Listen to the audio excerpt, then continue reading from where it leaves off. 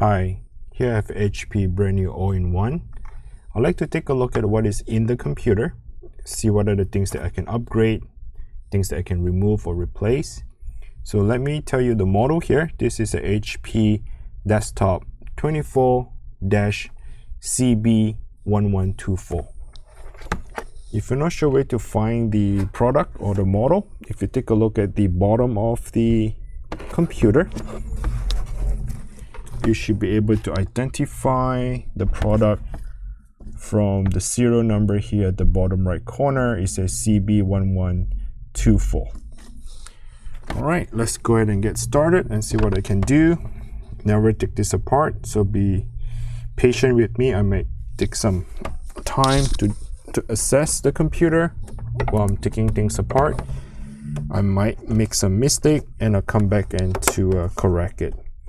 So first thing I like to do is to see if I can pop this thing open. It looks like I can. Majority of the time HP have everything hidden underneath this plastic cover. So this is what I'm trying to do right now, is just to pop it open. They use the clipper to clip onto the computer, so to remove it, just gently get in between the bracket and kind of wiggle around and pop it open. Put this on the side. Let's take a look at the screws. It looks like I'll be using a Phillips screwdriver. There might be 1, 2, 3, 4, 5, 6, 7, 8, 9, 10, 11, 12, 13 screws altogether. And I noticed some of the screws are silver and some of them are black. So as I remove them, I like to arrange it in a way that I do not make a mistake and later on to put them back together. Okay. I don't think we need to remove the silver one for now. It looks like the silver is holding down the stand. So the stand on the computer is held down by the silver screws. The black screws here at the bottom are much shorter compared to the earlier one that I removed on the far left. I'm removing this on the far right.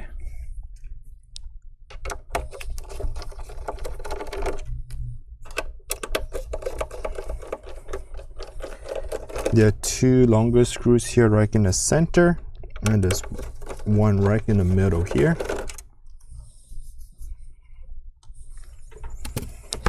Okay, let's take a look. I might have removed all of that, and usually this looks like an LCD connector on the bottom left corner.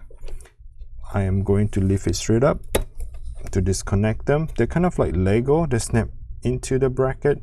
To remove it, you just have to pop it straight up. We're using a metal prying tool to get in between that screen. Okay, it looks like it's quite easy to pop it up. I'm lifting the screen straight up, and I noticed there's some cables holding it down. So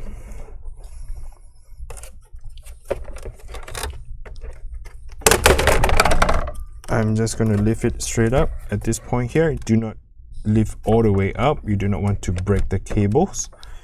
And let me show it to you. Those are the cables that is holding it down. So let me go ahead and adjust a little bit.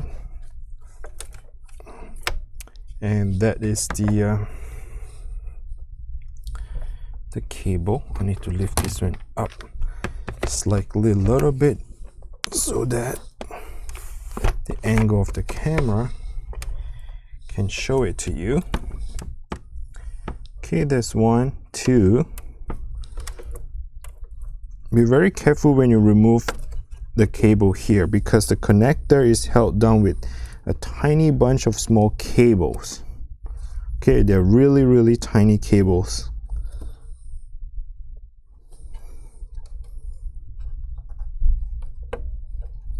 And what I'm doing is I'm using my fingernail to go in between that white bracket and get a little bit of a grip to pry it open.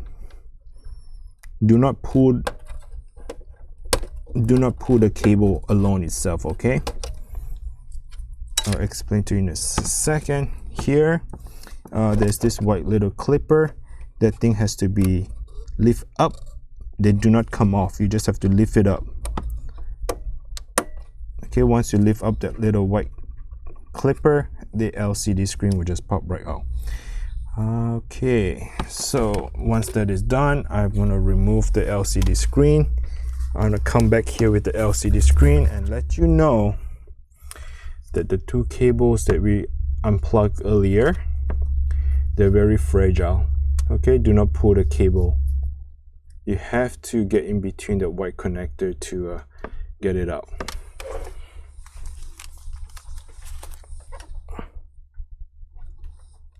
All right, at this point here, we do not need to disconnect this thing here. I'm just going to reconnect back again, the bottom left. Now let's take a look. What do we have here? We have a very simple motherboard. Not much of a stuff going on here. So this copper heatsink pipe transfer the heat from the CPU alone all the way to the heatsink, and the fan is just going to blow it off to the top and exhaust the hot air. Here is where your DDR RAM is. It looks like there are two slots. To remove it, I just have to open up the two little clipper, pop it up and slide it out to the left at 45-degree angle, and this runs on a PC4. PC4 stands for DDR4. This is a DDR4 RAM. There are two slots. This is 8 gigs. You can have 8 and 8. You can upgrade to 16. I think you might upgrade to 32 by having 16 and 16. Otherwise, you can do 8 and 8. I'll link it down in the description below, where you can go directly to either Amazon or eBay, where you can find a replacement or an upgrade RAM to install into your computer. This is a CMOS battery. If you want to reset the motherboard, go ahead and pop it up just by pressing this thing, that little metal clipper, press it up and this thing will just pop right out. Here is your M.2 SSD drive. Got a Phillips screwdriver. Remove the tiny little screw. Be very careful when you lift it up, because they do have a, what do you call that, this thermal pads. This thermal pad, it can be sticky, so it stick onto the thing, and to remove it you have to be very gentle. Try not to pull it straight up. This is a 512 gigabytes as M.2 SSD. If you want to upgrade to 1 terabyte, you may do so. Slide it in at 45-degree angle, close it down, and have the screw to go back in it. Here is your Wi-Fi card, NIC, network interface card. There's no room for an upgrade, so I don't see any additional M.2 slot that you can install for additional space. Also, I do not see any SATA or anything that you can add on to the computer for secondary drive. So when you run out of space, you definitely need to change out the M.2. That's pretty much it. Very straightforward. Let's to install the RAM. Slide it back in at 45-degree angle. Press it down in the middle. The two clipper would clip it back and lock it in. Speakers left and right at the bottom here, and the motherboard is just strictly 1, 2, 3, 4, 5 screws that hold on to the motherboard. The rest of it is just the LCD screen. Okay, that's the LCD screen here. So again, thanks for watching. If you have any question, please comment down below. I do reach a comment, and I really appreciate you for watching the video. And again, if you find this video is helpful, please go ahead and smash the like button for me. I really appreciate you for liking the video. Please like and share. And again, if this video is helpful, please click on YouTube Super Thanks. Allows you to share your gratitude, show your gratitude to support my video and my work and my channel. And again, thank you for watching. I wish you all the best. Bye now.